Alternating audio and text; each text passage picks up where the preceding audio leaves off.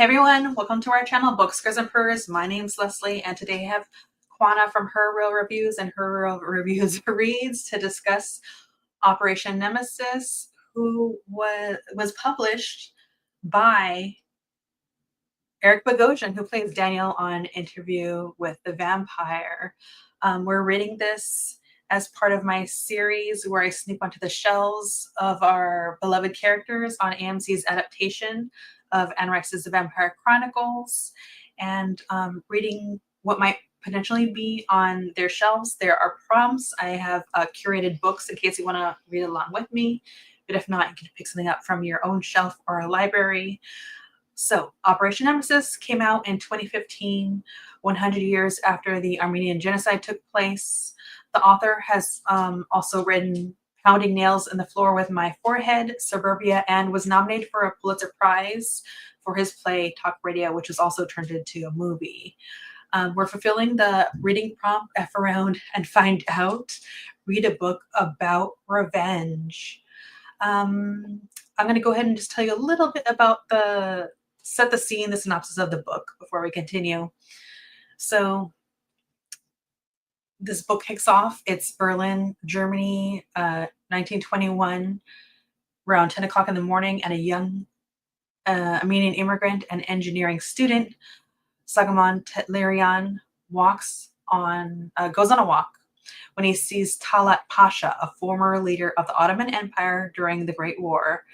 Tetlerian recognizes him and explains that he was once the survivor, one of the survivors that was forced into a deportation, saw his family murdered and was left for dead. And now 5 years later, he recognizes him, goes home, has a terrible nightmare with his mother asking him, how can he let this man live? So he gets a pistol and does what he does, which ends up lands him in trial. So in June 1921, the court believes Tetlerian's story on the pretense that he was traumatized and possibly acting out of like temporary insanity by his past experiences, and was acquitted of the charges. After his acquittal, he was considered a hero by the Armenian community. This story was very much posed as like a David and Goliath story, but this was, for the most part, what happened was fabricated. Tetlerian was sent to Europe from Massachusetts, and he was actually a quasi-trained assassin, a part of the larger team compromised of small businessmen, diplomats, spies, to not just carry out this like particular mission, but the group went on to assassinate like 6 major Turkish leaders, including Talat, which was the first person. Kwana, thank you so much for taking the time to read this book with me, because this was a lot. This was a lot. It was. Thank you for inviting me. Yeah, of course. Would you mind telling everyone about both your channels? Yeah, so hey guys, I'm Kwana. I have a channel called Her Real Review where I talk about movies and television, and then I started a sub channel called Her Real Review Reads where I talk about movies primarily that are adapted from books or books that are going to be adapted into movies.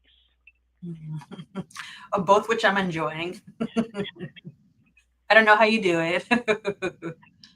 Um, I don't get a lot of sleep. Yeah. I'm still getting used to this comment format. I'm just going to go ahead and pop in and say hello to everyone. Lynn, Mad World, just finished reading the book, so I'm glad they're able to read it with us. They read a lot of like history, nonfiction type things. Thanks for stopping in. Darfelina, thank you for being here. The way I rushed this week to get my hands on this book to read it. Well, Yeah, thank you. I had to do like you, and definitely I had the audiobook and I had the physical book because I was like, well, this is a lot. This is a lot. I'm not used to reading nonfiction. Yeah, I was I listened to it basically the same way, and then I wish I could have done it the whole way through, but, like, part 1, I listened to twice, and I wanted to do that with, like, all the other, parts. Mhm. It was just, like, time-wise, I couldn't, and there's just so much.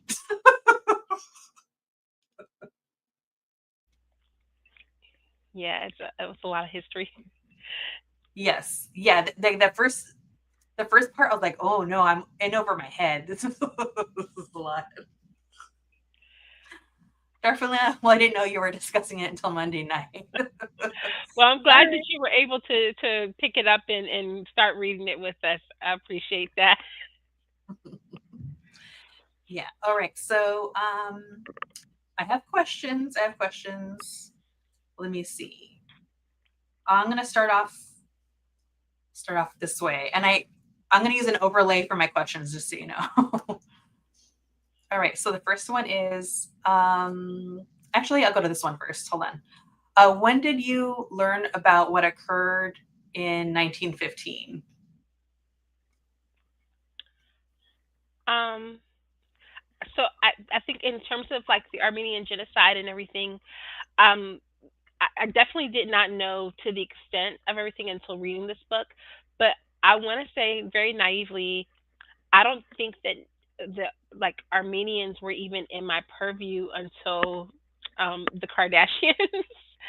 um, Yeah. like, but like at least I will say this for my own defense, like when the Kim and the family like first really became popular after her father's passing, like in the early 2000s. So in the early 2000s, I kind of remember learning about it then. But also, I was in college at the time, and I was a poli sci major. So subsequent to like me learning about them, I was also learning a little bit about some of this in my international politics classes.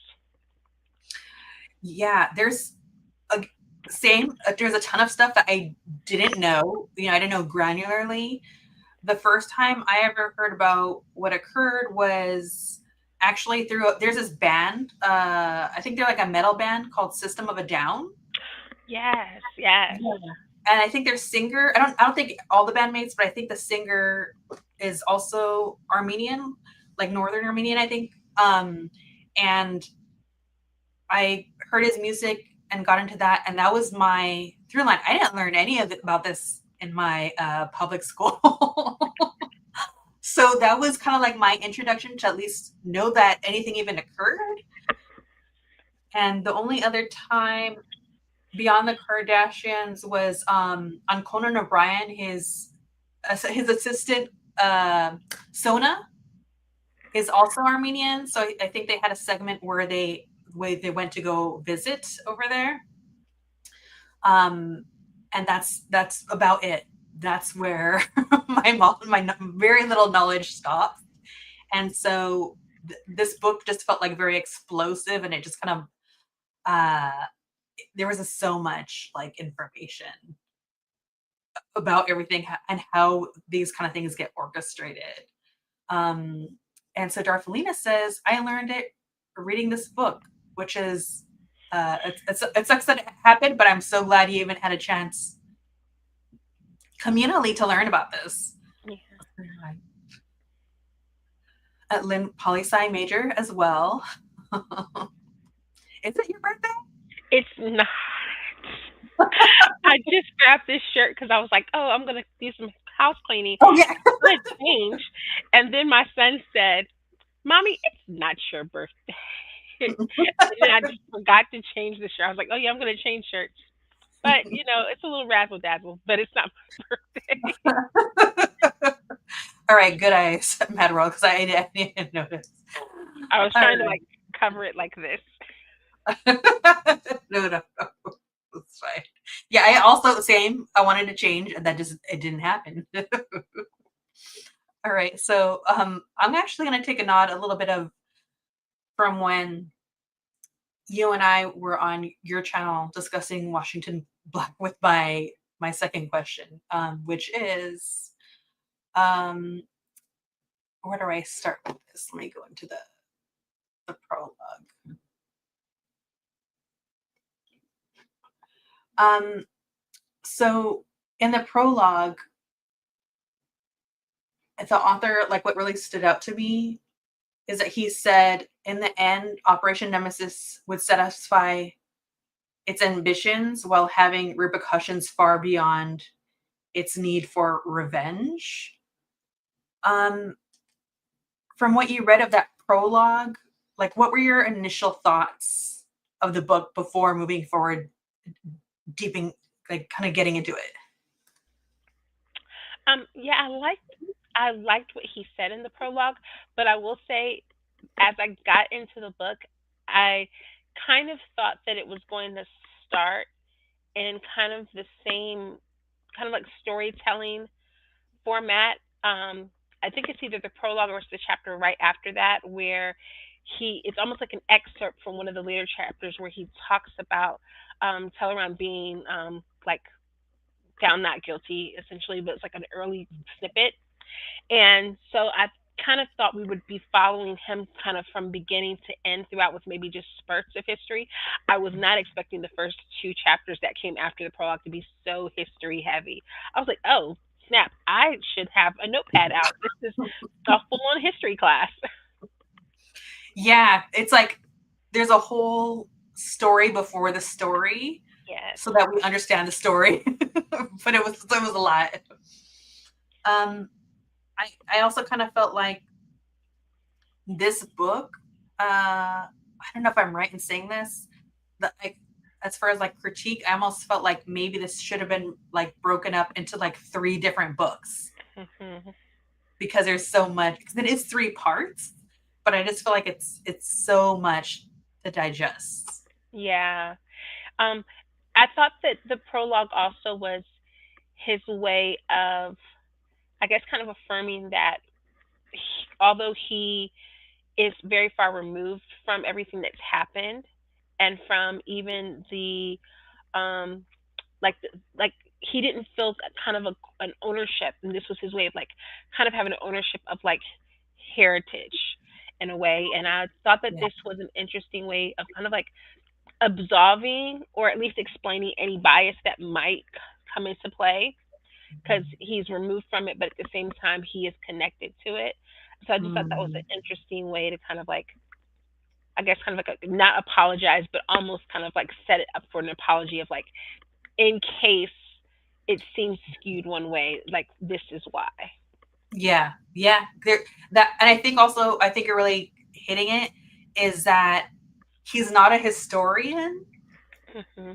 so I almost feel like he's allowed that uh creative narrative, I guess, in a way. Yeah. Which can be debatable, but I like that you brought that up. Darthelina said, "Yeah, that was never mentioned anything about Armenian genocide in the American schools I attended and only went to plenty. But the book also touches on how it's all basically swept under the rug. So I get why. Yes, that was like a major component. Hmm. Yeah. So it's like what we don't know is definitely feels like orchestrated in a way. Before I continue, I'm just going to put a spoiler banner up in case anybody cares about spoilers. That's basically where we're at. And I'm going to kind of dig in from here. All right. So, in the introduction, the reader learns that Eric's grandfather told him at 4 years old if he comes across a Turk to unalive them. But instead, Eric decides to tell this story. What do you think of Eric Bogosian's choice?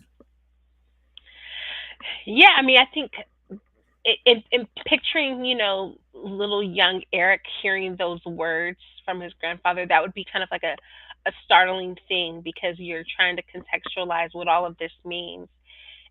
This history that is so far removed from you, and why you should have, I guess, certain biases. And I think what he wanted was a better understanding of like why why his grandfather would feel that way, but then also unpacking just like the full history, the full scope of that, because you don't come to, as a kid, you don't come to those biases and to those feelings on your own. You come through it from a lived experience, and he doesn't have that shared lived experience. So it was his way of kind of diving deeper and I think understanding his grandfather's perspective.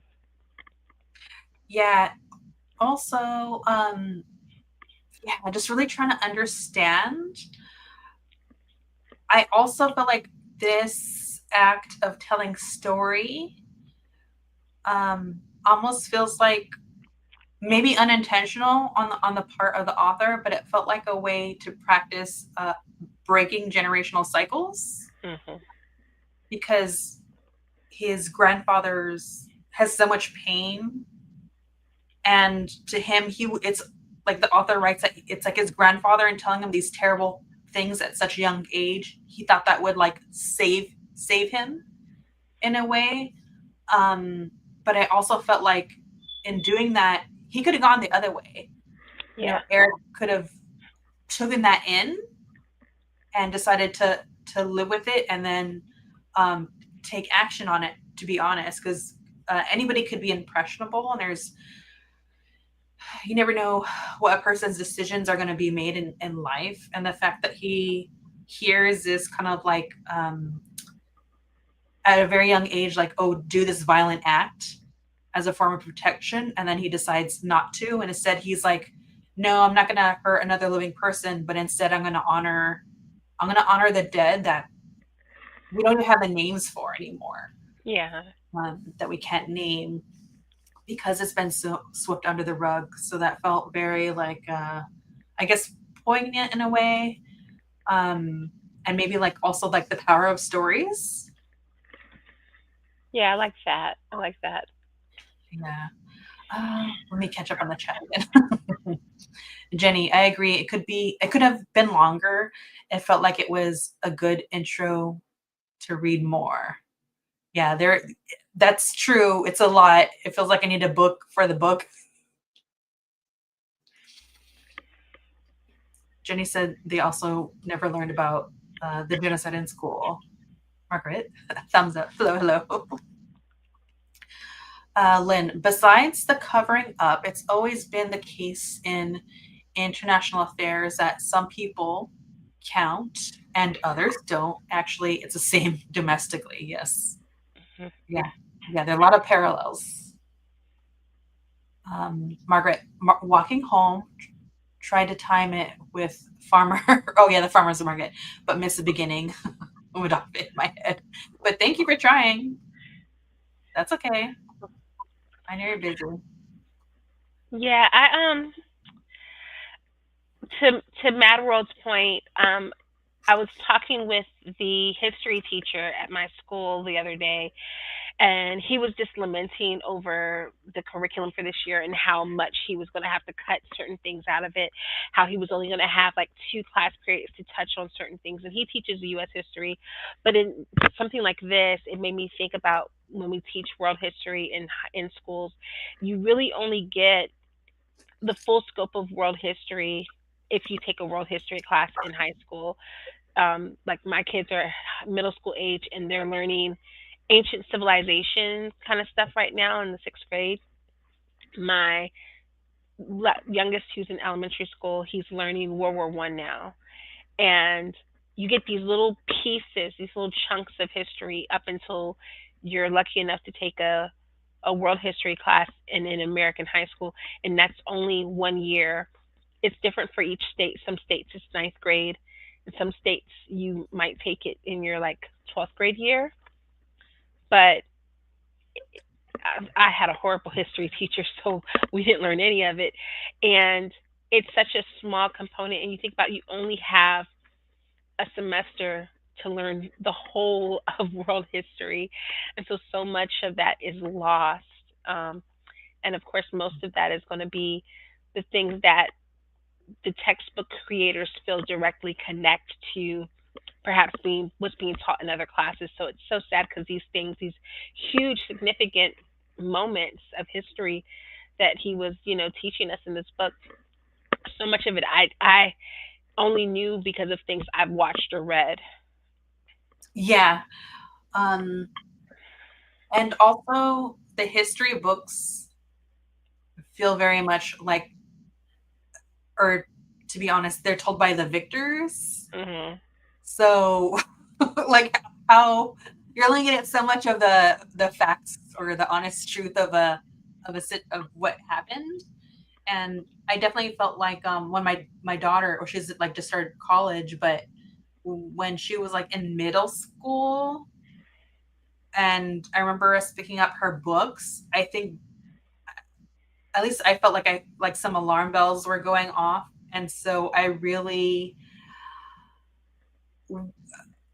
anteed up like my attention to what she was being taught, and then I felt like I had to do the work to counter that because Mhm. some of it I'm like, this isn't really what happened. Like, you have to learn it for school, but I don't want my daughter to go out in the world thinking that what she read was like the full truth, you know? Yeah. There's definitely some glossing over and making things seem rosy. And so, yeah, it's a lie, you know. I'm sure you know more because you're like an educator, you know. Yeah. Margaret mentioning about her, the athletic director. I mean, no tea, no shade. I feel like that is a lot of history teachers. They get either they go in as a history teacher, but they get picked to coach a Mhm. sport, and that becomes the school's kind of focus because we got to win this sport to bring in money or what have you, or they are a former athletic teacher who they want to take out of that, still teach, still coaching a sport. So literally the same thing happened with me. Is my world history teacher, who was also my geography teacher, he coached wrestling. So we literally just watched bootleg movies the entire year of my 10th grade year with geography. And then when I had him for advanced placement world history, we only cracked open the book one time. And that was because the principal was coming in to observe. No tea, no shade. Your teacher did what they had to do. Yeah. I didn't mind it at six, at 15 or Yeah, 17. Now I'm like, gosh, I wish I knew more about the world. yeah, yeah, yeah. That's how I feel now, definitely.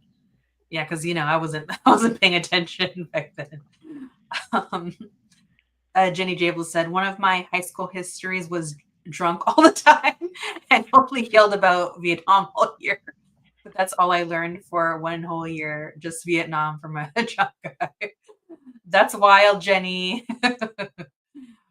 But you know what? Speaking of tea, Leslie, here, kid plop. Here's your supplemental reading list. Truly,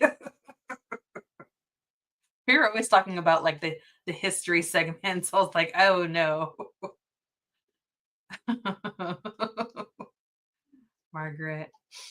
Lynn, world history was only ever European in my experience, even in university and taking politics. Not a word about Palestine, Iran, Nigeria. Yeah, yeah, always the same countries and people. Yeah, and so you're getting a different experience because you're in Canada, right? So I feel like it's probably like Eurocentric, but I guess I kind of feel like the same thing happens here, huh? That's wild. Wild. Let's see if I can remember which one I was at. All right, this one, I'm gonna add like a little bit of summary before, like a little preface before I ask the questions because there's so much info. They won't all be like this, but just this one because there's so much information. All right. So in chapter one, we it's called the Rise of Empire. We learn about like a theological identity and how that's accumulated into political identity. The Millet system, which is basically how like Christian Armenians and the Jewish populations were treated like second class citizens.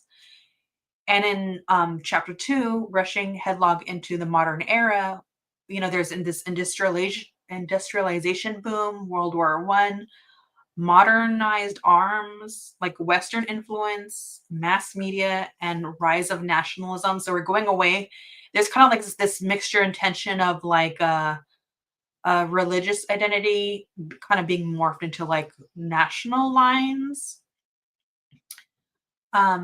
So there was just a lot to take in terms of like how uh, Turkey was sharing the same space with like Jewish, Muslim, and Christian. And also like going into chapter two, because of westernization, this millet system, it couldn't hold because now this merchant class was rising economically, and also nationalism kind of gave way to Turkey, then like creating this uh like racialized system. So now Turkish people, separate from Armenians, are now like a race. Um, so there was just a lot to digest. So this is one of those where I'm gonna basically just ask like what stood out to you, because there's so much information. Um, I don't know that one particular thing stood out, but at the same time that I wasn't expecting it to start with such a dense history, I do appreciate that we got that history lesson.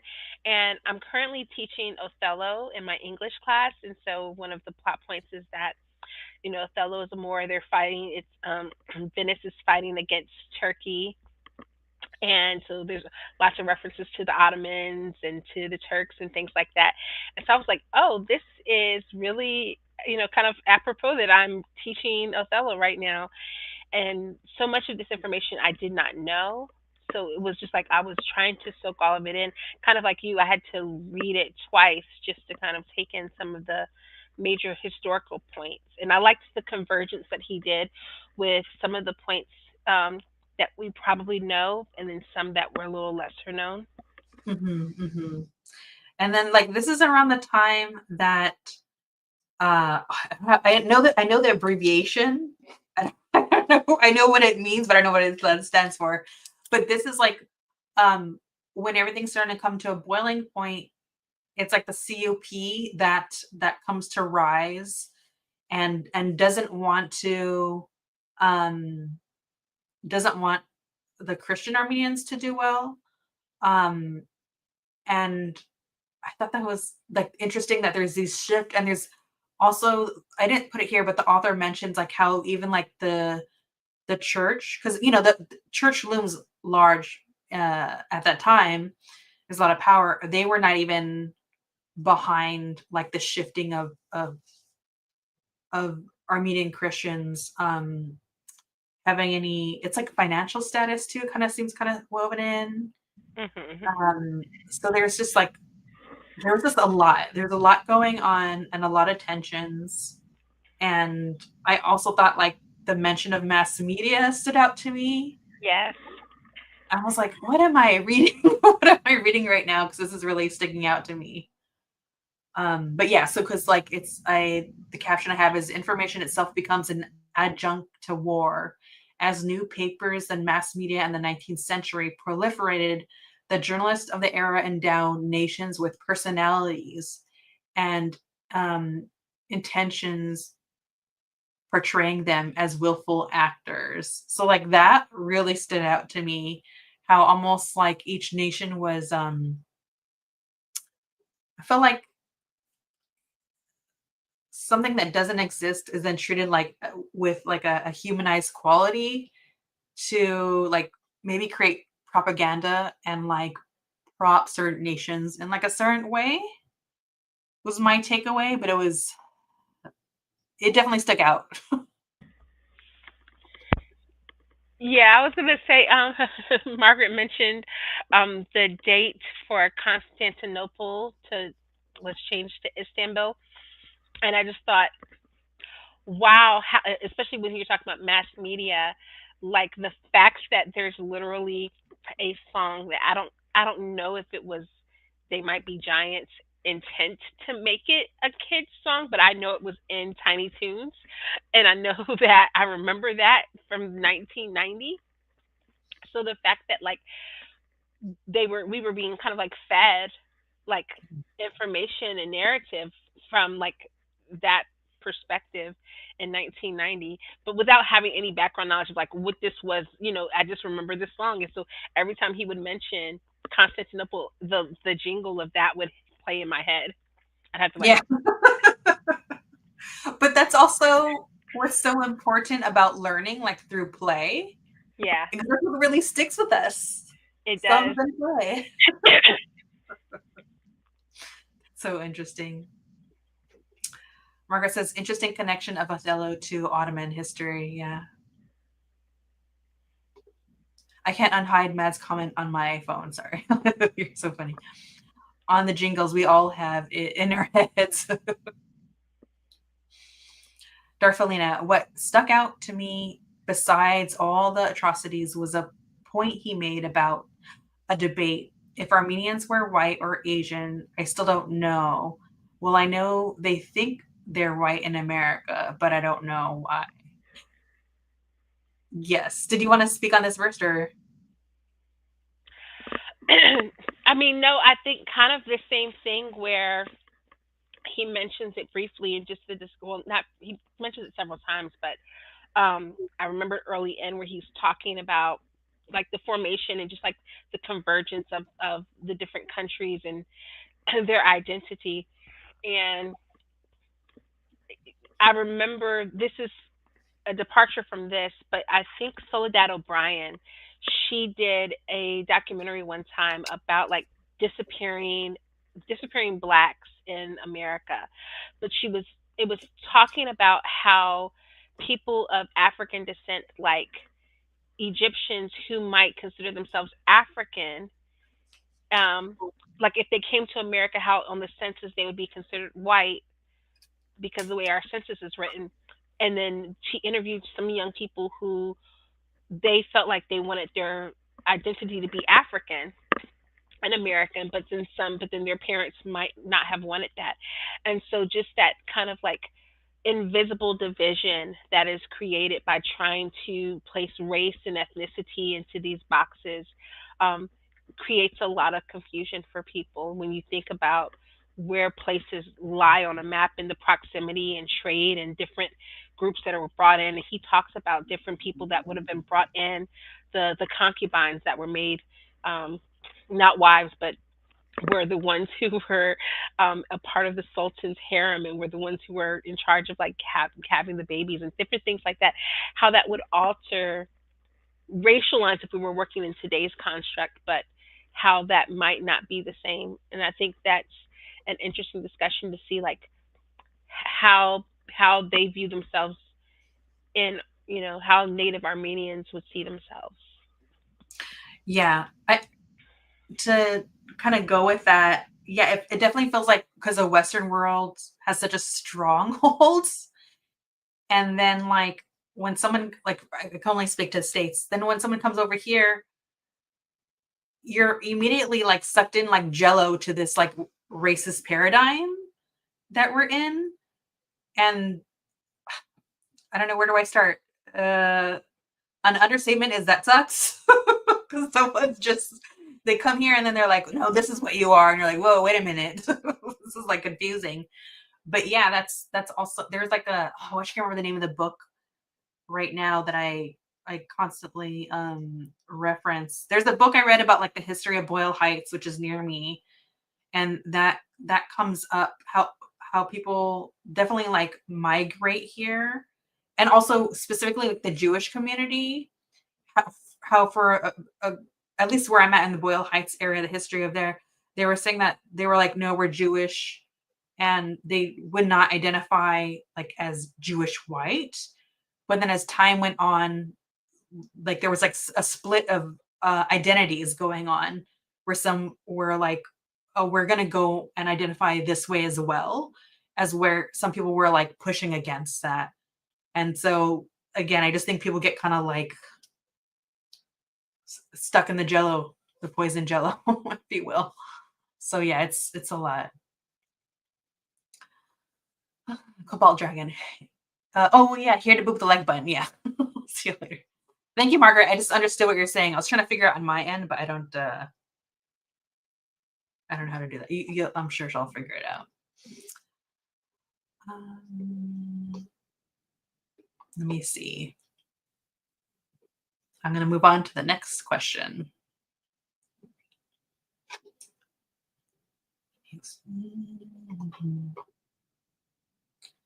Okay, so chapter 3, survivor accounts, breakdown and parallels.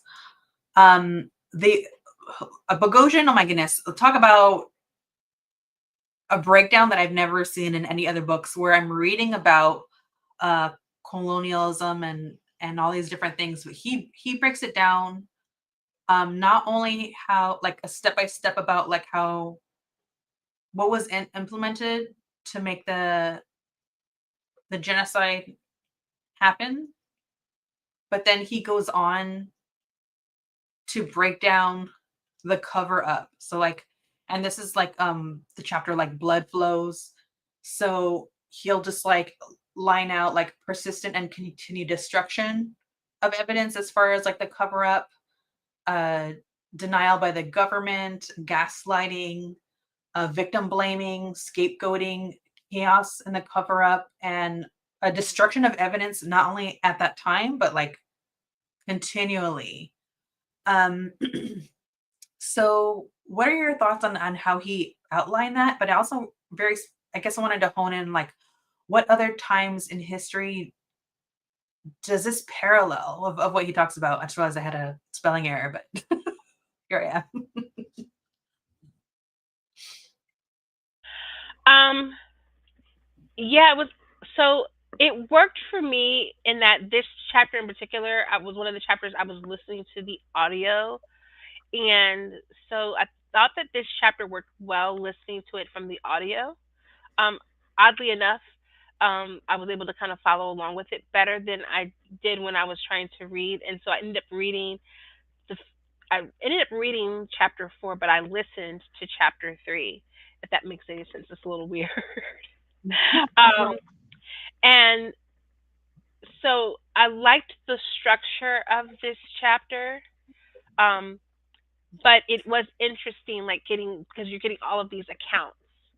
Um, so suddenly it's a little bit less of him kind of consolidating information and more of these like kind of accounts from people and excerpts from different works, which in the audio at the end he goes through all of the references and he's telling you where he's referencing, and I just thought it was so funny because it's the first time I ever heard an audiobook do that, like have a chapter at the end where they tell you where everything is coming from, and I was like, I bet you were regretting chapter 3 right around now because he was like having this long laundry list of references. um the only thing that I could think of, like, of course, historically, that this really reminded me of, um, there is a book that I'm going to forget the name of it by, um, oh my gosh, why am I blanking? Zora Neale Hurston, and it's one of her um, one of the books where she's like giving more history and mythology and things like that. And so it kind of reminded me of that, where it's like more of a collection of different stories that had been shared and passed down. And so it kind of reminded me of that because she's trying to kind of catalog these things before they were lost. And so kind of her more of her anthropology type work, and it kind of reminded me of that. Mm. Yeah, I felt like I've read other either fiction or nonfiction books. You know, I'll use a Memory Police as an example because I just had like a buddy read recently with that book, and that was like speculative fiction, science fiction, and there's so much to dig into that. But I felt like, and it was also written in almost like a vague way. Like the author didn't want to pick a part of the world to have this take place in. Um, and I felt like it was like the author's way of letting anyone in the world identify with like what we're reading right now in this book. And so what I'm getting at is that there's all these books that create these great discussions, but I really liked chapter 3 because I felt like he's putting a name and a breakdown to what's going on. And I felt like just like the Memory Police, that author wrote something vague. This author is writing something so specific, and I really feel like it's just the blueprint. He could have called chapter 3 like how you commit atrocities, like and Yeah. how you cover it up, because that's he really is outlining that for us. And I had like a very much like um for some reason, like as horrifying as a survivor accounts are, I think I somehow had more of a visceral reaction to seeing someone break it down in such a cold way that I feel like you could take this and just like map it onto any time in history for these kind of atrocities going on, and it'll apply with such accuracy um, to really call out what it is. So I was just like, I felt very like appreciative of it, but yeah, I just felt a lot of things about that. I'm gonna catch up with the chat. Mad World says, what's also fascinating is that no country or people have a pure identity. Borders change, different cultures interact, migrations are never ending, yet nationalism is obsessed with purity. Yeah, yeah. We see that. We see that today. Jenny says the cover up was almost as messed up as a brutality. Yeah, that occurred. It was wild to read about. Also scary to see how countries could learn how to do this type of covering up. Mm-hmm. Every tongue got to confess. I don't know if I understand. Oh yeah. Is that the book you're talking about? I think she's I talking about. I was talking about Mules and Men, but Every Tongue Got to Confess is is very similar in the structure of it. I'm gonna write this down. You said Mules and Men, Mhm. and then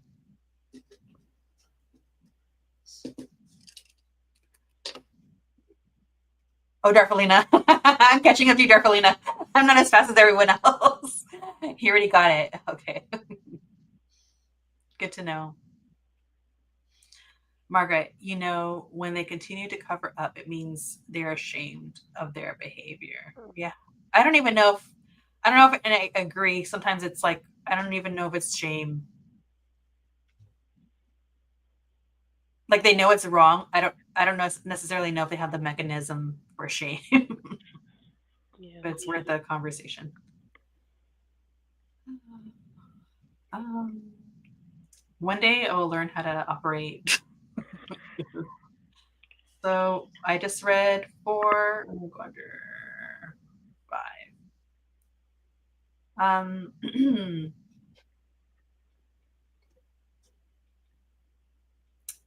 This one? Did I do this one? Which one is this one? Oh yeah, I did that one. All right, so the hunt. Okay, so there's 2 chapters. There's Tillerian goes to war, and so we learn what the horrors really that Tillerian witnessed. And in chapter 5, the ARF, Armenian Revolutionary Federation, they want the revenge. So the plot rolls out, and we learn of British involvement. The author writes on page 160, 161, how we learn that Britain, but their involvement. I'm going to have to read it because it's so wild. So this is page 160 and 161. And so the author wrote, also like putting in this operation, also, though the Nemesis operatives did not know it at the time, in a classic case of the enemy of my enemy is my friend, the British viewed the Tashnag agents as allies. The British were keeping an eye on Talat and were following the Armenians as best they could. Old hands at spycraft. The British had no compunction about employing or embedding assassination if necessary. Not only Talant, but Enver, too, was in their sights. The British were determined to counterbalance any moves that might threaten their hegemony in the East.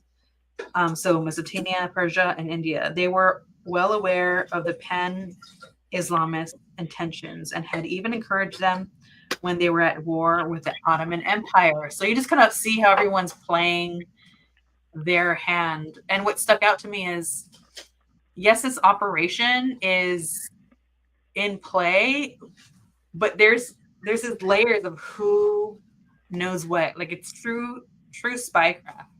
Yeah. So they're assembling this team, but I don't even know if this is Like I don't know how to wrap my head around this question, but it almost feels like, do you think the ARF would have even worked with the Brits if they knew their loose interests and involvements? And do you think that Tellurian would have still been involved? I mean, I think Tellurian would have still been involved. Um, I think that now, whether or not the ARF, um,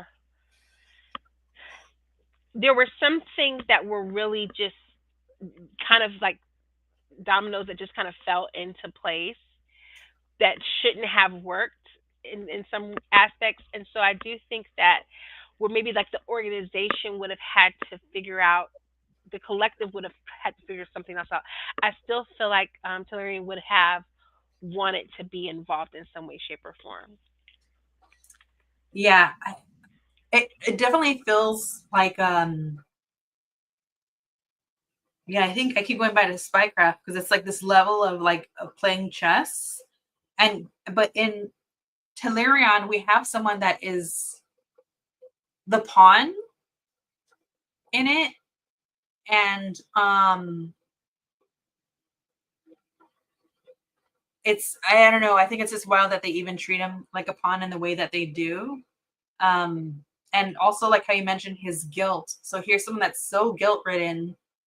And really it's like survival's guilt, right? And so to imagine that you want to do something that maybe you feel like is revenge, or just you just want to be able to take some sort of action for something that like could never be undone, but you're working for the very people that have like a vested interest in everything that went down. And it just was wild. Yeah, there's that part where they're talking about how he's like widening his circle, like how he's trying to get more and more involved. And he's trying to kind of like basically scope out the people that he's meeting to see like the impact that it's had on them, like if they're as impacted as he was. And so that's the part where I think he was always going to be like try to make something happen. Whether or not he was going to be successful, I think a lot of things just kind of fell in his favor. But I think just to even be aware situationally of like how it was impacting him in a very different way than how maybe other people were being impacted. That was something that just I don't know, but that stuck with me, like that line.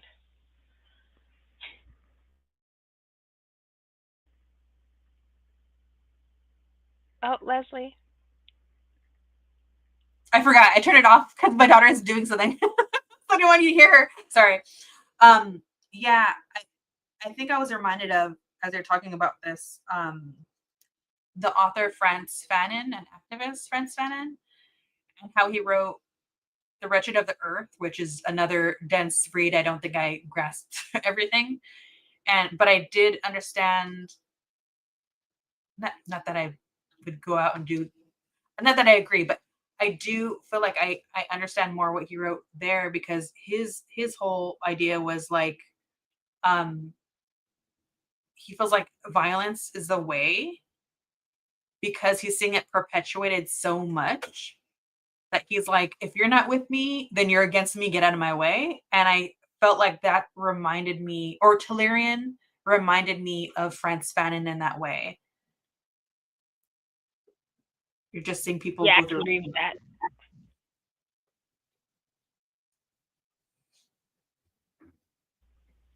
Yeah, I definitely can agree with that. Yeah. Sorry. I hope you feel better. Thank you for doing this, because you're like, I'm trying to hold it together. I don't know who to blame, if it was the kids at school or the kids in my house, but somebody's got to take the fall for this. Someone's little germy hands. It's bound to happen. Oh yeah, yeah. Okay. So then Darfalina said, I don't think they're ashamed of anything. They just want everyone under the sun to revere them instead of seeing them for what they truly are, a scourge. Yeah, that's my perspective. I agree. Jenny says, I'm interested in reading Sagaman's autobiography. Yeah. I don't know if that will put me on a, on a watch list that's probably too late. But also, I watched some interviews with Eric Bogosian, and I don't know if you're gonna get like the full truth because that's definitely like a time, like a you could a time capsule of him also, as far as I know, still going along with the story.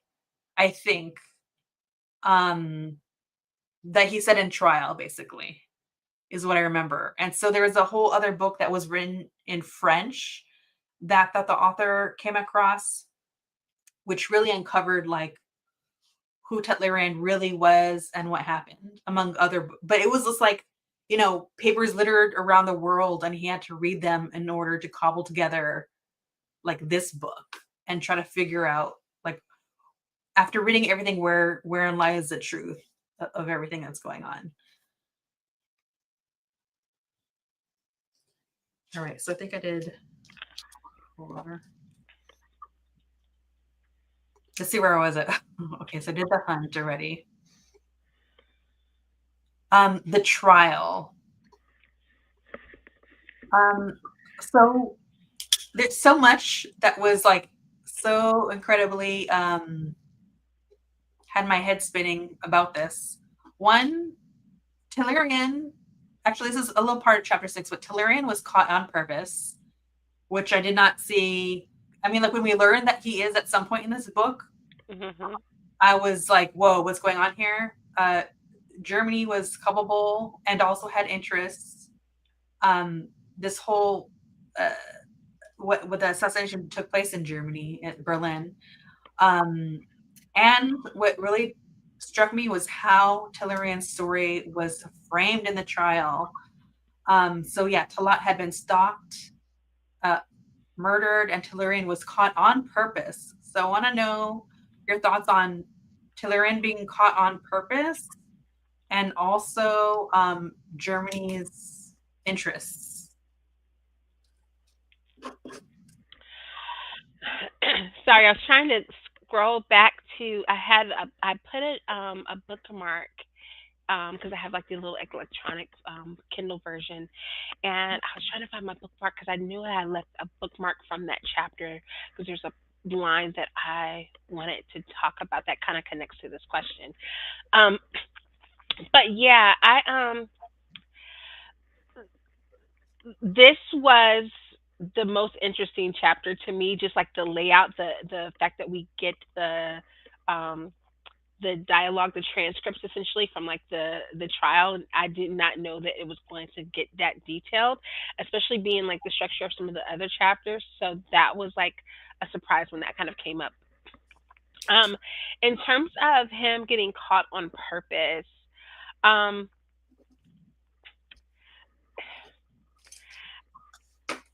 I think there's a certain amount of that like you need the world to know that this was an explicit takedown of this person for this reason, or else it doesn't mean anything. I mean, I'm not saying I agree with that, but I don't want to end up on anybody's watch list, but I do think that to a certain level that has to happen, or else the person isn't really.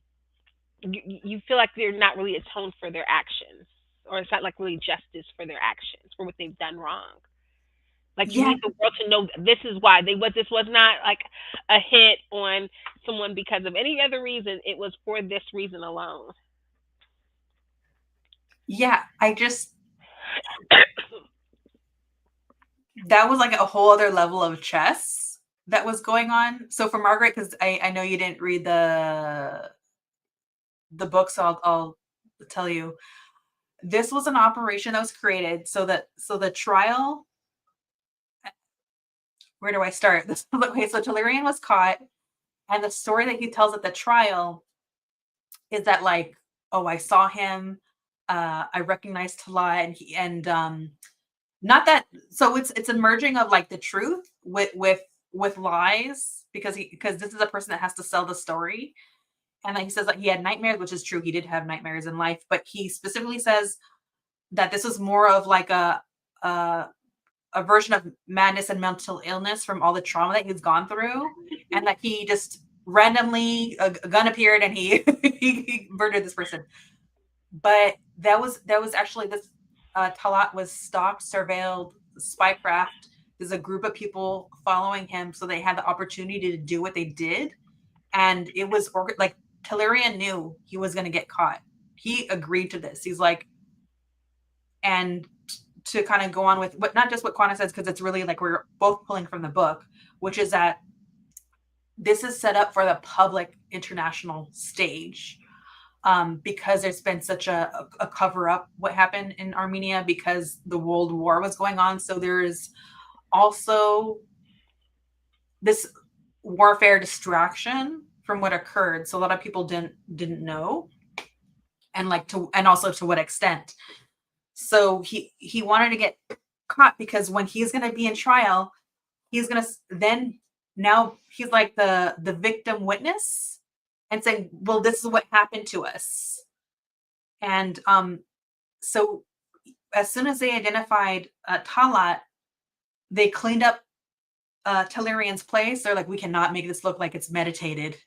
We cannot make it look like there's a group involved. It's only he was like a scapegoat, like on purpose, which I also feel like is poetic because that's how their Armenian people were treated. They were treated like scapegoats.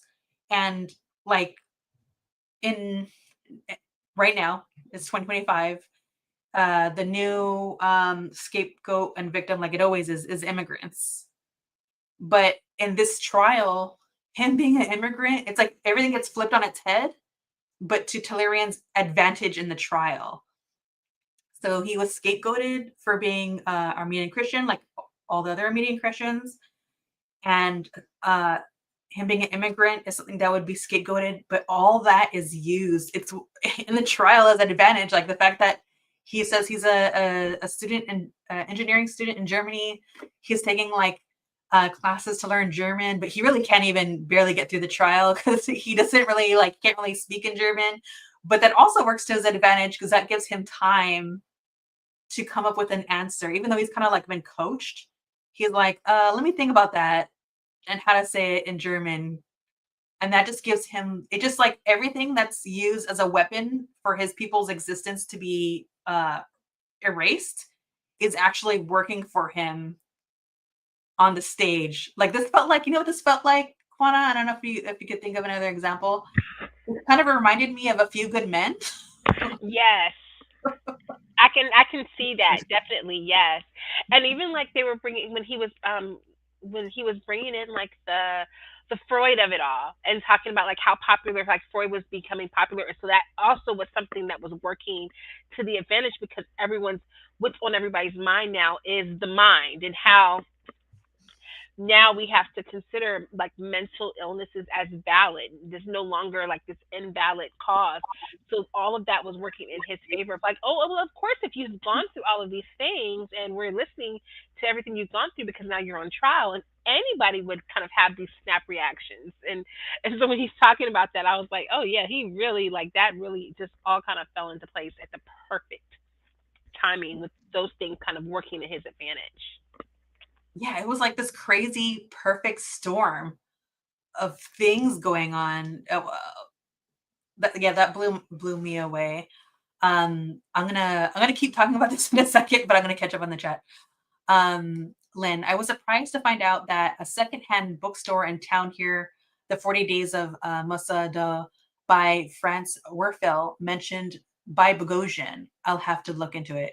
Yeah, that's like talk about the rabbit holes we could go down because of reading this. Or oh yeah, I already was answering that. Let himself be caught. The operatives wanted the Turkish state to be like on trial. Yeah, so it's a trial of Telerion, but it's also, hey, we're gonna flip this, and it's gonna be a trial of really Turkey, which is wild. Jenny, yeah, the multiple layers going on with the trial was very interesting. Yeah, Darfalina, I didn't even think of the question. I was thinking they got caught to face what they've done, like men instead of running like cowards, like the men they killed did. Yeah, that's also a great take, even though, it's very layered. Margaret, then we could use discovery for our own purpose. Crafty. Yeah. Jenny, I loved how the judge was letting him slide on everything because the Germans wanted things to go their way. Yes. Do you want to talk about a little bit about the judge, Fauna? Sure, we can talk about the judge.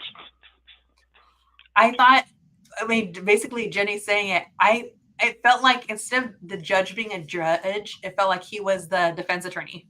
Yes, I was just flipping through. There was the part where like there were times when he was like almost like in like giving quite like asking the questions to the attorney. He was like like he's definitely leading him on some of these questions. Like I watched enough Law and Order to know like that's leading the witness, but like bravo when getting that in there. And the things that they just got away with, like, for instance, yeah, he said he was an engineer and that he was taking German classes, but he get like it's so obvious that some of the things, definitely a chunk of what was going on like as far as like the international, like how do I say this, the court of public eye worked for him, but also what didn't work for him, the judge was just gonna like maneuver. It was like so crazy. I was like, and it's so interesting because then for me, I'm thinking like, it's not like the judge did this like just on their own. There got to be higher ups Yeah. that are, what is it, money? Is it terror? What is making him make the choices that he did in court? And Bogosian doesn't really answer that for us. He's only observing it and letting us know what happened during that trial. Yes. I don't know what page this is in the um, print version, but like there's this part where it talks about how the judge was treating him with kid gloves, fearful of like triggering one of his epileptic episodes or whatever. They were like they're trying to get the trial done, so we can't do anything to set this kid off. We have to get this done and over with, so we can't press him too hard on any of these things. Yeah, that's so like, yeah, there's definitely like you could hear the violin in the background. It's wild. I'm just gonna catch up on the chat a little bit.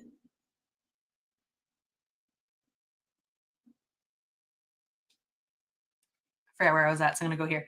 It's important to realize how the operatives did not act without the permission, even help from the intelligence agencies or foreign countries. They had self-interest in mind, which goes on all the time. Yeah.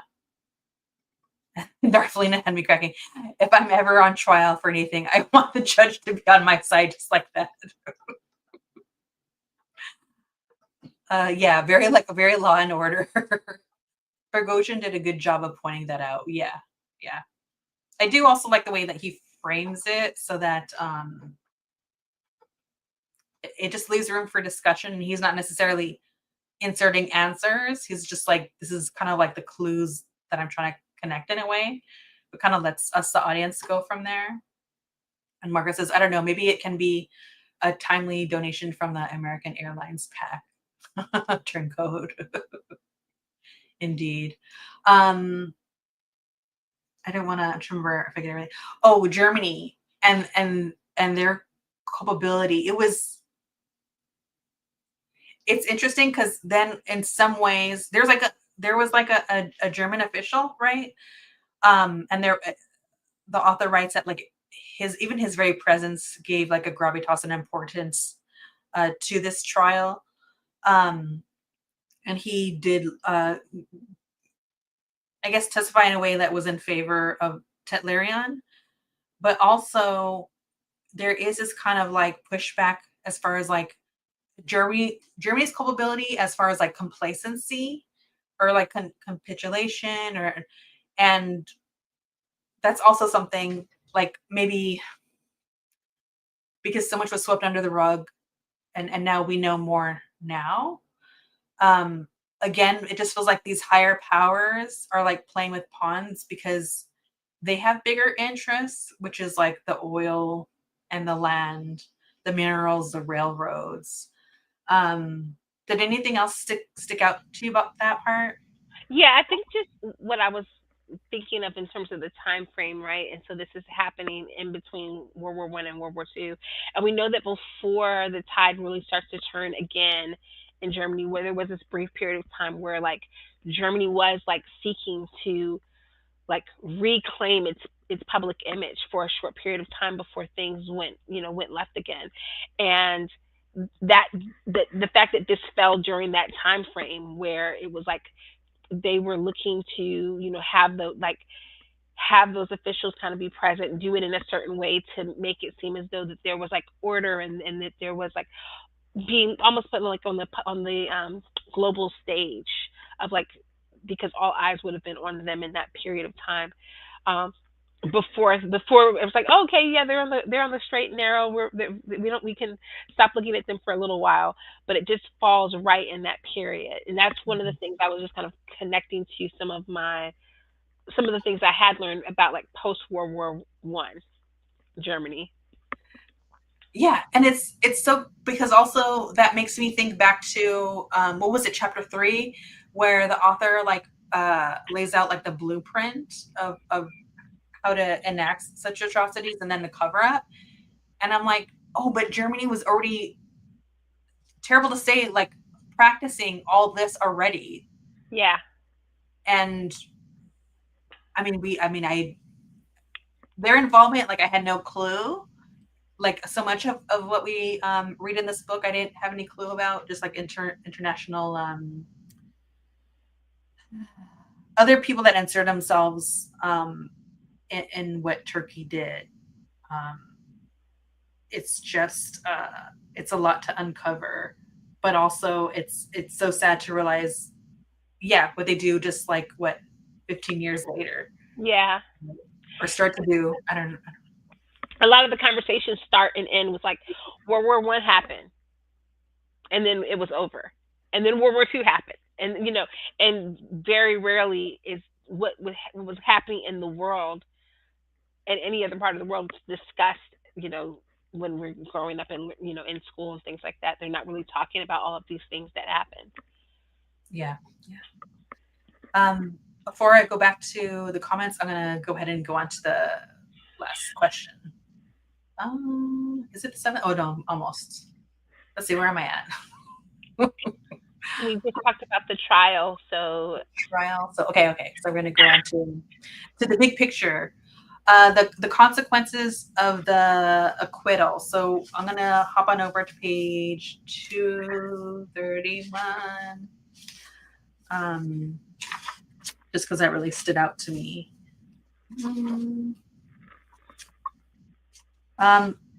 So Talarian is acquitted, and there's a journalist in the Times headline says they simply had to let him go. mhm. And it says the opinion piece that followed was prescient. The court before which the case was tried practically has given not only to this young man, but to many others like him, and with like grievances, a license to kill at discretion any Turkey official who they can find in Germany.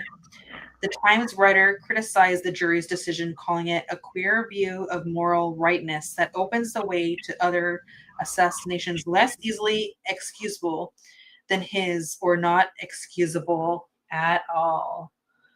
Um, and so I thought that was an interesting critique, because actually that he's preluding something that ends up happening, which is once this acquittal happens. So I guess this is a two-parter. So one, what do you think? We'll start here. What do you think about what the journalist wrote here? So if I'm not mistaken, this was part of what he pulled from this section, and he included this at the beginning of the book, if I'm not mistaken, because this was one of the first things I remembered. Um, and Yeah, I mean, I think like the headline, is it could be seen as very like salacious, just the idea that like there wasn't anything to hold him on. Um, but it does make things interesting because then like you said, what ends up happening later, and even after we talk about World War II, is like this these different, what are they called, um like just kind of like assassins and things that would go after political figures. And there's like and that's when like the fear of that is happening, right? The fear of this becoming like a widespread thing. And so I think it kind of maybe led to maybe stalling some things that could have happened, to kind of create, um, trying to get the cold out of my brain so I can put together like No, it's okay. Take your time. a succinct thought. Um, but just in my mind, what connected to this idea was the thinking that we really don't hear about these types of things anymore in terms of um, political attacks, assassination attacks. When they happen, it sounds like it's just this governmental entity, and it gets shut down before it happens. You don't really, or if something does happen and, and a leader is assassinated, you very rarely hear the conclusion of that. Almost, it kind of like just disappears. And I wonder if it's because there's this belief of like desensationalizing it, like Hmm. it happens and it doesn't get talked about anymore, or ends up being just chalked up to the actual government entity and not like these groups that kind of form. Like this was a very much homegrown group that just that came up with this. Um, so I don't know. I don't know. I guess that's a long way of saying I don't know. Yeah, because I feel like the journalist is talking about like morals and like where who I don't know like the right term, but like who's the eye of the beholder, like who is like the ultimate authority, right? And also he's acquitted, so it's not like he spends any time. It's not like they're like you're a little guilty because you still did the thing. He's just like they just completely let him off. And also, what he's saying is right because it became actionable. Other people saw this happening, and this particular Operation Nemesis did go on to. They see that it worked. They see that their well orchestrated plan worked. So Yeah. then there are like 5 other leaders that they go after. So I think it was like 6 total. And I think like the second person, it was like a very similar situation of they got caught and how they got off was very similar. And Yeah. so they just like were like, this worked. So we're gonna keep doing it. And they had even to start, they started like a huge list. There's a lot of people that were culpable. And the only reason why this even stopped was because the powers that be that were financing this were like, it's time to stop. Again, it has to do with interests. Yeah. I mean, it all goes back to the money. Anything that happens in the world, you can trace it back to the money. And whenever, no matter who, if it's a situation like this where you're going after, you have a group that's going after people who have committed atrocities, or you have people who are being hunted down and they are, innocents and they're victims. You can always trace whatever's going on back to the money. I know, like with what's been happening in Chicago, and now what's happening local to me. A lot of people have been tracing like the different movements to like to to money and to people who own certain buildings and things like that. It's all connected, and so yeah, if the people who with money no longer want to fund it, then a lot of things can't get done. Yeah, yeah. Um, I'll go to the comments first. I'm gonna work backwards here, Darfelina, because I see both of them. Um, Interesting how some people were strict about the assassins being held responsible for their actions while having no words, presumably, about the leaders who were responsible. Yeah, yeah, for genocide being punished. Yes, that's yeah. You could even frame the journalistic piece that way, right? Which then gets us caught in like the moral web. It's this atrocity happened. it shouldn't have. And so I understand how people could feel like someone's got to pay for it. Like, I've seen my whole family, they don't exist anymore. My culture is being stripped away. So then it's like, but when does the buck stop? Does this buck stop once the victims try to take revenge? Like, why didn't we just not do the thing? How about not mass murder? Yeah. So And there's never really a good like with like the creation of the UN and everything like that, like even with the UN, there's not really a mechanism that really works for discussing how these kinds of atrocities are handled. Like if it does come to an end, what's the next thing? How do you heal this group that has been annihilated? How do you make some kind of like recompense to this to who's left behind?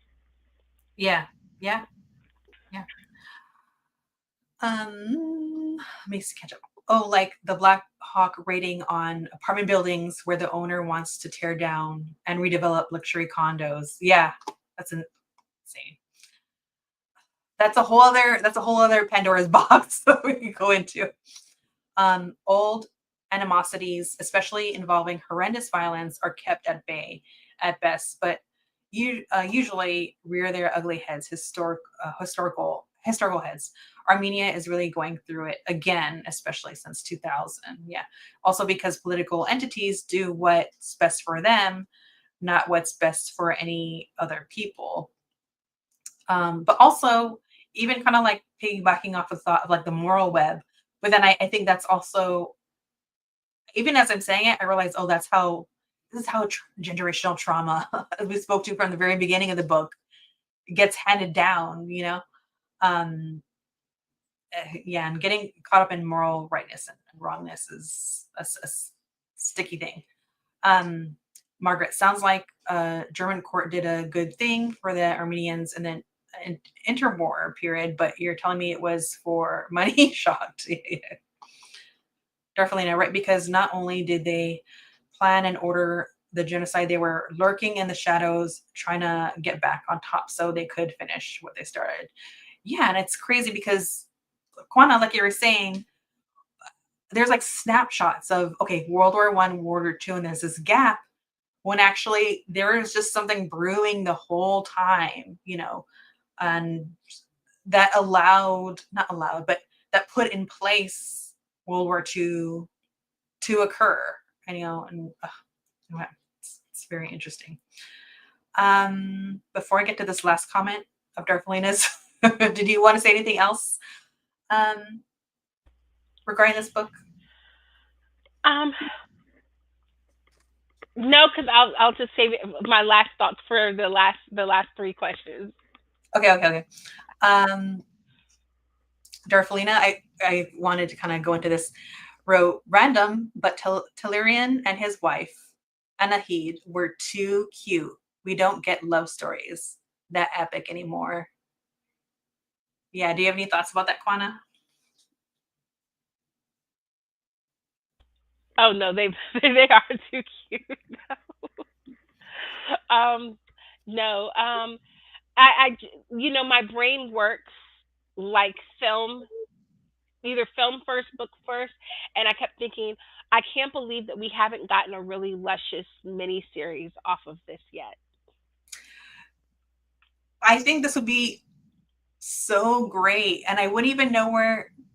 Before I give you like a potential idea, hold, I'm like 5 different places in my brain right now. Darflena, yes, that was such a sweet, beautiful note for Tilleran because he's been through so much, so many traumatic experiences, and we even see like how he has like that survivor's guilt, and when he's on the operation, he almost like uh he really bulks at joy or laughter. He's like, how could you possibly experience that? It just feels like it's not honoring the dead in a way for him. And I don't know. I really like respect his feelings. I also feel like I don't know if that's really true because you really also want to keep living life for. I also feel like that's also honoring the people. in your life that have passed, but I like respect his feelings, but I also like ultimately that he found love. Um, and in the way that he did, I could just picture her wearing a beautiful hat on a beach somewhere with their kids. I just like that's where my mind goes. But yes, if there was to be like a mini series, how do you think it would even start? I could just picture something in the vein of like the blacklist almost, but in like miniseries form. There's another miniseries that comes to mind that I'm not think maybe Chernobyl or something, but where um we get the assassination, and then we work backwards from that to get like the stories of like the individuals connected to it, the primary members that would make up like Operation Nemesis, and then like we kind of get pieces of their life folding in with like flashbacks of like um throughout the series, but I can just get like the tone of it, like very kind of like, you know, spy thriller kind of tone to it. That's Yeah, what I'm thinking of. sorry. Yeah, I was also thinking about that show with Jessica Biel, Sinners. Did you see Sinners? Yes, I didn't finish it, but yes. Okay, I know what you're talking about. Yes. I like that kind of framework because it's already showing us that a crime, it's not really about who did the crime. It's about like the why. And so Yes. I think that would also kind of like, I think it's very similar to what you're saying. That would be a great way to start off. Like we are sitting with this crime happening and then like the unraveling from there. But yes, going, I don't want it to be like chronological. I definitely think it needs to kind of go back and forth and dig into like the intimacy of the people and the atrocity, you know. Yeah. I think that would be great. Way to like honor this story and like keep it going because I'm sure some people don't know or like there's just a lot to dig into and uncover. Um, where was I? Jenny, okay, here we go. Yeah, miniseries, yes, and yeah, Sinners was great. Yeah, that was a great show. All right, so if you don't have any more, let's dig into the last three questions.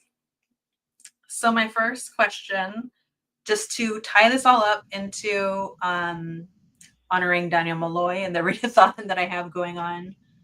The first question is, why does Daniel Malloy have Operation Nemesis on their shelf?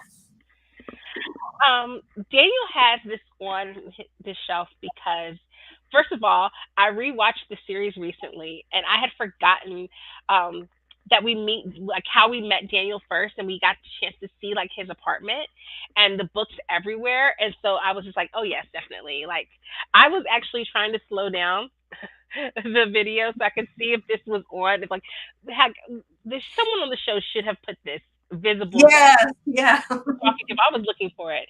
Um, but Daniel prides himself on being a know-it-all and Mhm. knowing everything and having this wealth of knowledge or having access to it at the drop of a dime. And this is definitely the type of book that he would have, so that if someone were to like say, "Oh, I was here at this point in time," he could have a historical point of reference, you know, and be able to pull out a fact that like drop of a hat.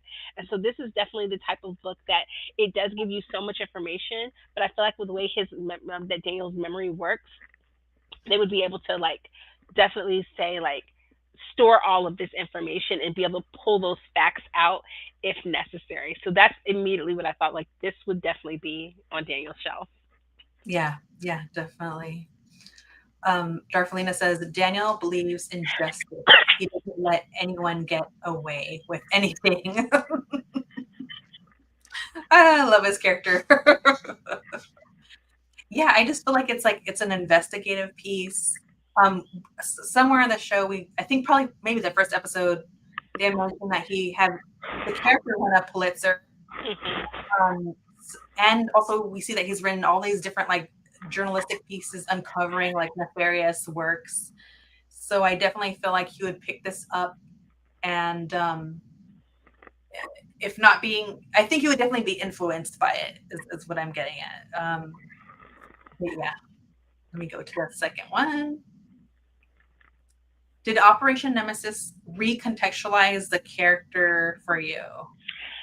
Yes, because now it's been forever since I've read the books, but I had right before right before the show came out, like the minute that I probably found out about it, and like my first draw to it was Jacob Anderson, because I'm such a big Jacob Anderson fan. I'm a fan of him. I'm a fan of his music, and so the minute I was like, oh, he's going to be playing Louis, like, wait a second, let me go back and read Interview with the Vampire, because that's like I watched the movie 1,000 times.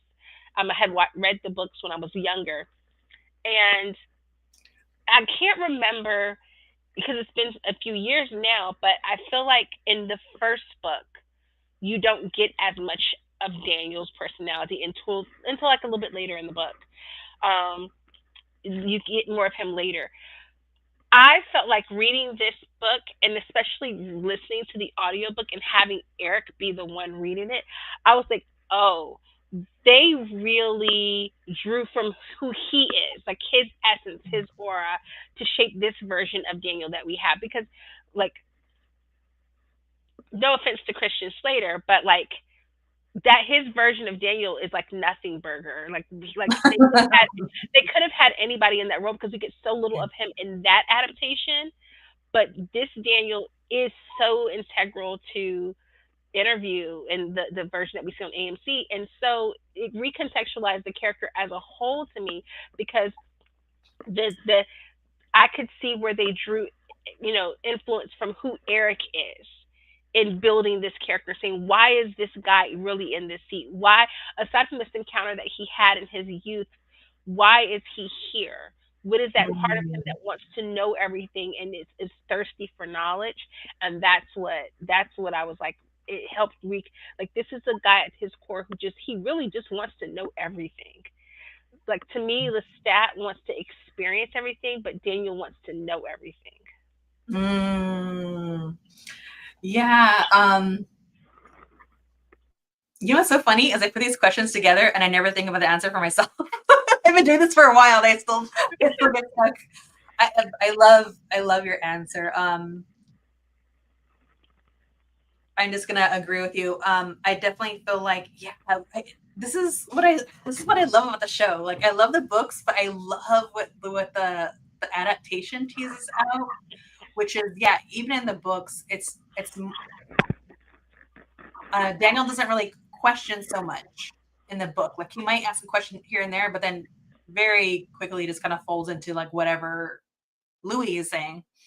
And I love that we get this jump. I love that we get the seasoned journalist that is now going to really function in a way like that the actor in real life did with this book, which is this dogged relentlessness to the story. Because the, again, he had to do so much research, and I just keep thinking like the level of research that he had to do to get to the point where we get the part one breakdown. And what blew me away the most was, yeah, that chapter 3 of breaking down. Like, that will forever be something I hold on to when I'm discussing other works, of him breaking down like this was their like um points, like point list of how they did it, like just the framework itself. And it takes someone with a keen eye to really tease those out, because no historical book is going to tease it out. That's something that he has to do for himself.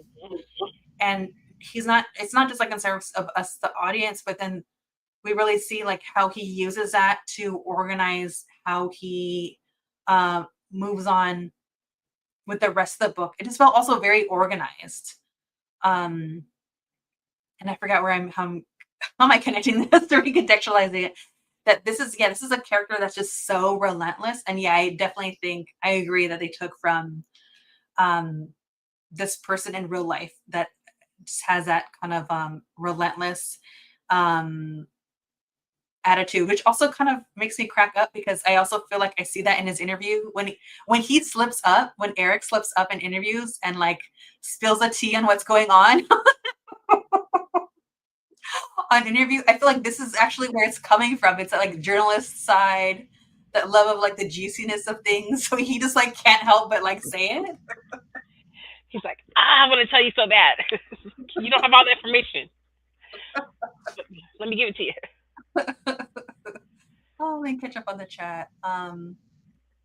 Yeah, that's so spot on, Daniel. Um, Dorothea says the role wasn't initially given to Slater, so that might explain, yeah, why he was gave us the least. He was a replacement after, yeah, Rita fixes stylish. Yeah, Darfalina. But yeah, I love show Daniel and movie Daniel was blah, so I agree. Yes, yeah, he passed away around that time. Okay, last question, which is, what book would you recommend to Daniel?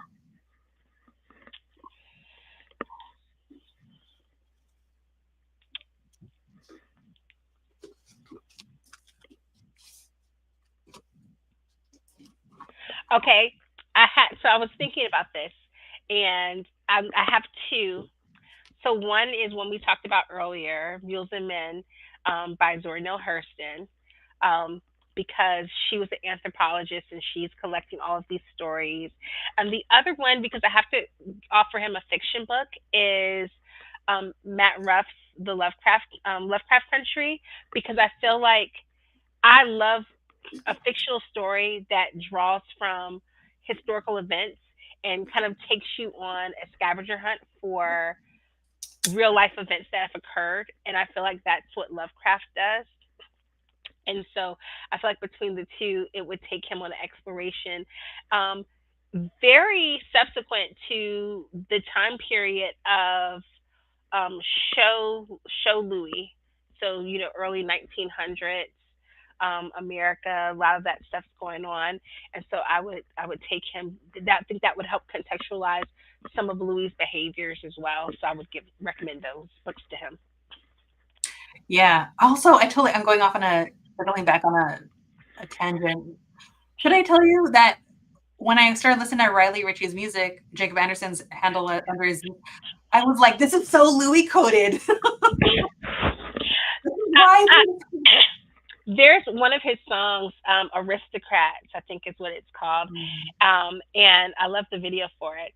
But I swear, I haven't been able to figure it out yet. But I swear that the melody of that song is used in one of the seasons, in one of the episodes of Interview from like Okay. season two. Like I was every time I hear it, I'm like, this sounds like something I heard in Interview, and I need somebody. I need to be able to interview somebody from production to tell me if that is the case. You know what? I don't know, but I'm telling you, you're on the right track because the composer, uh, he's even said that for season 3, because he's listing all these influences, and he's definitely said Riley's Ritchie is in there. Um, and so I think he pulls that, and he's listened to like Sam Reed and Jacob Anderson's voice, and he thinks about that when he's composing, because he's trying to contrast their voices and their melody. I'm totally going off on a tangent. No. Another thing is I'm hoping this is like my fangirl theory, is that I know television show Louis, like the real him, would never sing, he would never perform. But I'm hoping that Dream Louis sings to Lestat at moments in like when he's like putting together his album. I don't Please. know why for season three, why we couldn't. I mean, because let's be for real, like we're going to season three, it's gonna be a little ostentatious. We're following Lestat now. This would be the way to, especially if the award shows are going to continue to ignore our boys and not and pay them dust anyway. Let's just lean into the campiness and get a musical episode. And I just agree. And I like, yes, I'm here for it. Like, get a musical episode so we can get Jacob Anderson singing. Oh my gosh, that would be so amazing. I mean, I have to stop myself because I'll keep going. I'll be like, and another thing. But I'm on the hunt. I just wrote down your theory down. Also, one other thing, BGTF, Black Girl Talks Fangs, has like golden ears, and she's like on Instagram, and she's talked to the composer. I think she has it also on like YouTube where she's talked to the composer and asked some questions. But she can string together things that like I just don't have that I don't have that skill set. But she will hear a song in season 3 and be like, "Oh, well, this is actually part of Louis' song, and this is Lestat's melody." And I'm like, "What? I don't know. Like I can't pick it up." But since he said that, I'm gonna listen to that. I think you guys would have a great conversation about that. Anyway, so I will That's finally amazing. answer the question. I will But circle back to it. but also I just want to shout out his I love all of his stuff. Like literally I have like a Yeah. Riley Richard playlist on my YouTube like that I play at work sometimes. But it's not my favorite song by him, but it's the one that's the most emotional for me is Time in a Tree. I cannot listen to that song without crying. And it's like some like his voice cracks at certain points where you can tell like he's feeling it. And I'm just like I Yeah. want to give you a hug. That also feels like my introverted anthem. Yeah. Any introvert. I mean, it's beyond that, but it also that's something that I get really taps into. And also on social media, the edits with Louis and his brother to the song "The Last Time I Saw the Sun" from the Sinners soundtrack. Yes. Yes.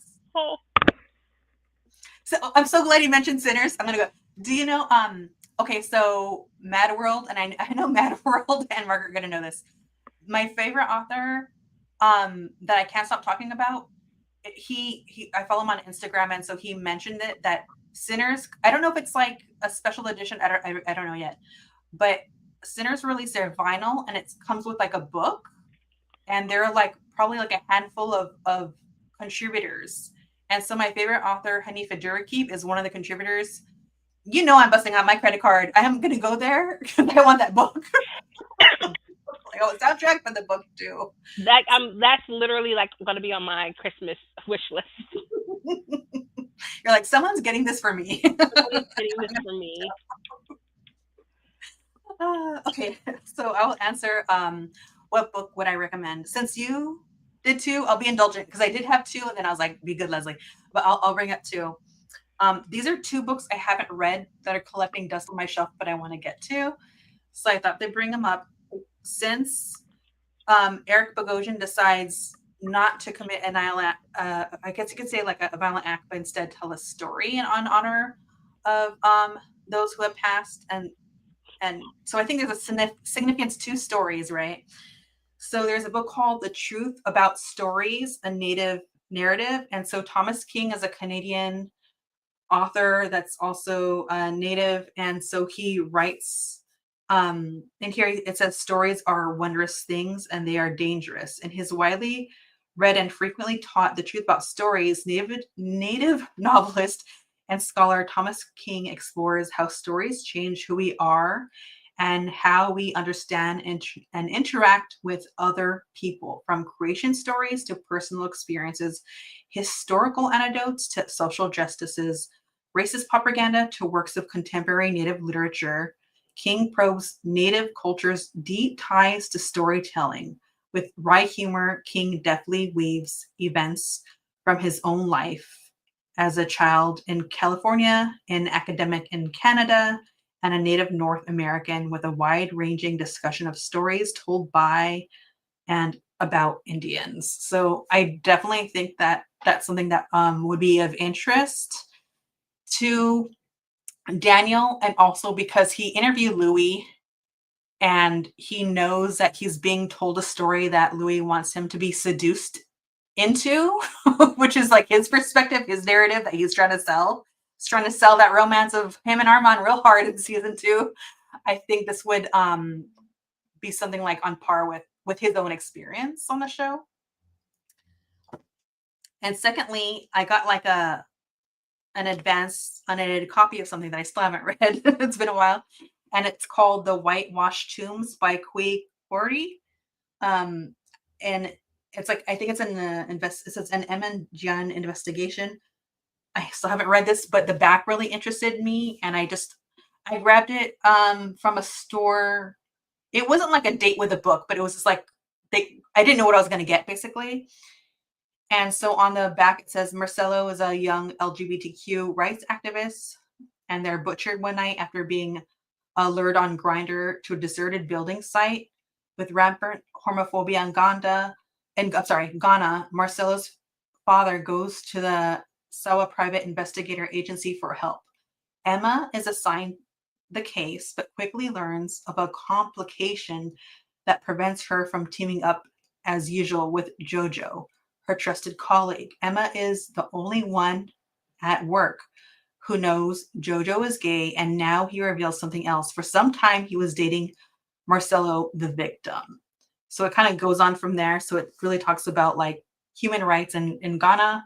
And I haven't read it, but I definitely think it's also like this noir piece that feels like would align with Daniel very much. So,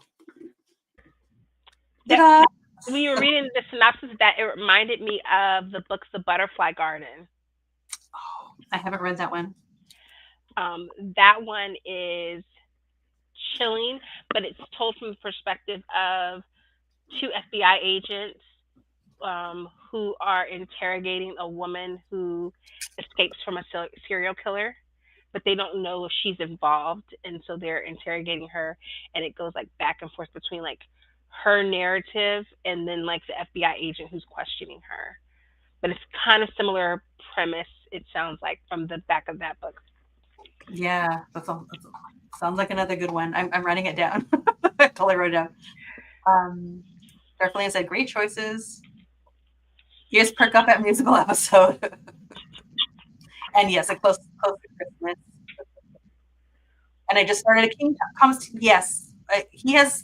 I like his sense of humor. I his books are very like I read through them kind of quickly, but I have a stack of his books I also haven't read that I gotta get to. Lastly, Kwana, do you have anything going on your channel coming up that you would like to discuss? Yes, so I will, as soon as I can shake the last little bit of this cold that hopped upon me, I'm going to be releasing my very long video on Frankenstein, um, the 1931 edition by Mary Shelley, and then also talking about Del Toro's Frankenstein that just came out on Netflix and giving a whole thing about that. And I will be dropping my review of Wicked. I finally finished reading Wicked just in time for Wicked for Good to come out. And so I'll be talking about um, my thoughts on the book and then my thoughts or expectations for the book, for the part two film, and talking about part one. So, yeah. That sounds great. I look forward to seeing that on. I like both of your channels. There's always something going on. I'm trying to keep up with. Also, just because you have that skill set of like an educator, I always like. I just feel like you have like the best questions and insights, so I appreciate it. Um, what else is other? Oh, lastly, shameless self promotion.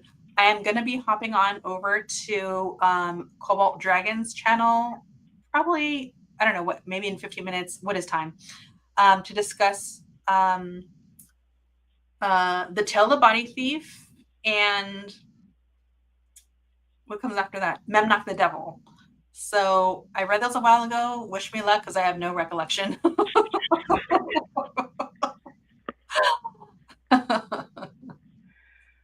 Oh, man. You were killing these books. Yeah, I'm lack of sleep. All right, everyone. Thank you, Quana, so much for doing this with me. I didn't realize like how dense this was going to be. So I appreciate you It's, dedicating your time to doing this. it's okay. I loved it. Thank you for having me. All right. Bye, everyone. You have a nice night. And also remember, Life is chaos, so read more. No. Life is chaos, so be kind to yourself, be kind to others, and read more books. Bye.